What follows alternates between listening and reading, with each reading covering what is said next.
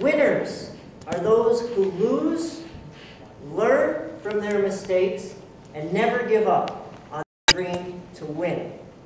Tony Robbins, who is a motivational speaker, who I had the privilege of reading one of his books just recently.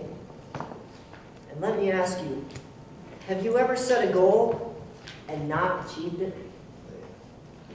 Have you ever lost at something? Some of you are going to lose tonight. Table topics, we only have 2 winners. Best evaluator, we have 1 winner. You lose in relationships, you lose at your job. We're always losing. So if we lose so much, how do we become winners? And Tony Robbins says it's okay to lose as long as you learn from your mistakes. And here at Phoenix, we have a great metaphor with the name Phoenix. To die into ashes and rise again is a fantastic metaphor for trying to learn any skill, because we have to fail and be born again to become better. I've lost. I lost just recently at the humorous speech contest. I had a goal that I was going to win. Why was this important to me? Because I am trying to be a comedian. Humor is what I do. I'm funny, or so I thought. I came to the humorous speech contest, and I did not win. And that, you ever been kicked in the chest and you get that feeling of disappointment and hurt? And it was not a good night for me. I went home very upset. I repeated a word that begins with F that for the sake of the counter-grammarian will not be repeated. Many, many times. I was a mess. I was down in a dungeon of despair, and I wanted nothing to do with anyone. And I was blaming myself. I was angry at myself. I was angry at the judges. What do they know? The idiots, they should have picked me. I was angry at Toastmasters in general. I've been here almost a year, and I can't win a humorous contest. This clearly is not working for me. And I was just in a very bad mental place, a very bad mindset. And what I did was remember something that Tony Robbins said in his book, that losers have a certain mentality as to how they think, and that's what's different between them and the winners. Losers will rely on the blame and the guilt and doubt, whereas winners, they focus on the positives. They ask themselves, they do 3 things. The first thing that a winner does is he asks himself better questions. We've all heard what the thinker thinks, the prover proves. And this is true. Because if you ask yourself a question, your brain has to give evidence to support that question, or you're crazy. You have to prove that you're right. So if you say, I am a failure, I suck, I'm a terrible speaker, I'm not funny, your brain has to come up with evidence to support that, to prove that you're not crazy.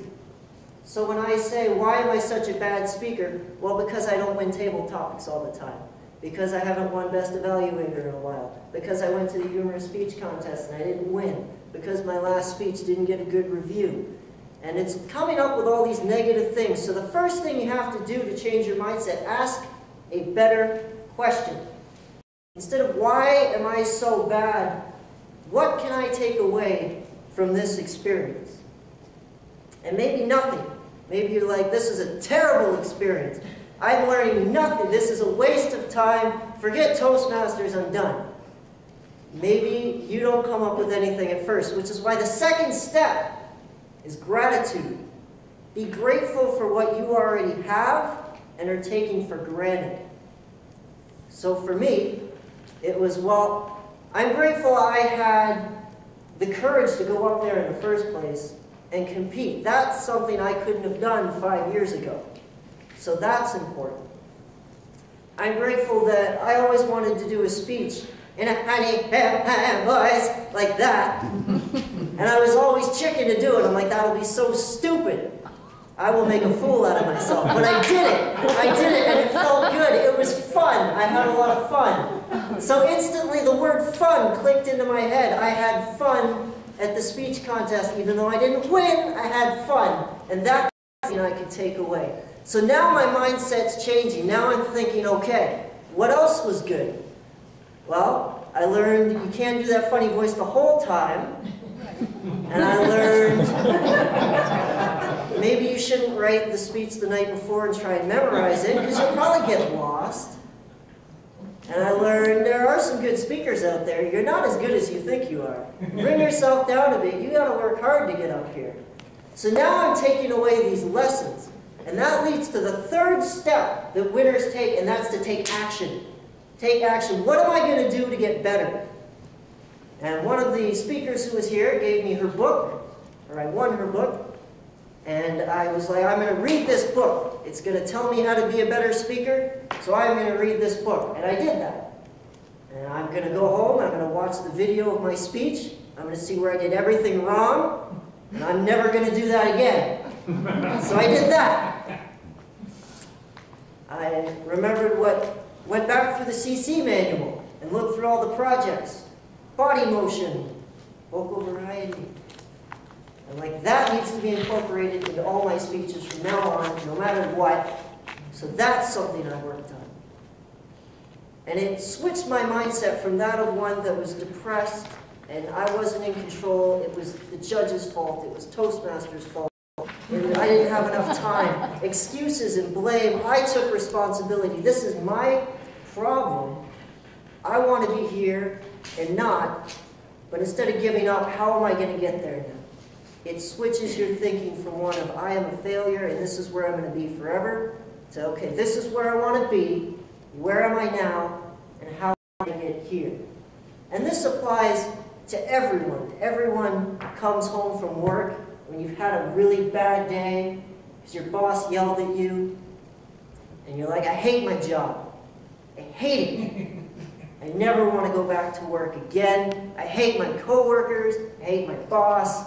Now I'm home. I hate my spouse. I hate my kids. I hate life. And now you can start instantly catch yourself and be like, okay, what do I like about my life right now? What do I like about my job? And it might be nothing. You might hate everything. You might be like, I hate my car. My kids are annoying. They're costing me money. My spouse is always nagging me. My boss is always upset with me. Gratitude. What are you grateful for right now? I'm grateful I have a job. That's number one. I'm grateful that that puts money in my bank account. I put money on the table, food on the table, using that money. I pay my bills. I have a car to get to work. That's a nice convenience. And kids. Yeah, you have kids. That's always good. You're married in the first place, so somebody must like you. That's incredible. So now you ask yourself better questions. Okay, what do I like about my life? I like that I have a family. I like that I have a job. I like that I'm somewhat successful. Then you take action. What am I going to do so that tomorrow is not a terrible day at work? And that so I like my family more. Maybe I'm working too hard. I should take more vacations. Maybe you're going to stay home tomorrow, get your life together. Maybe you're going to go to work and work really, really hard. And like, I'm going to get a compliment from my boss no matter what. If it kills me, he's going to say one thing nice to me. And if he doesn't, then he's a bad person. And I'm going to get a new job. Maybe your action is you do hate your job, you need a new job. So start looking. Get out the resumes, print them out, and look for a new job. And we can apply that with public speaking. We all get up here and do speeches we're not proud of. We all fail at certain table topics or on the Toastmaster. As long as we're learning from our mistakes.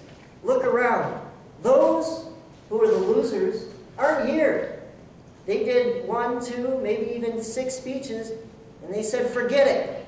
This is no good. I'm not getting any better. This is not where I want to be. And they left. Those of you who have failed on this stage are back.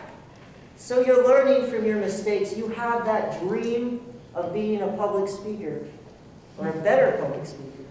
You've turned your tragedies into what you hope will become a triumph, and you are adopting the phoenix metaphor of rising from the ashes.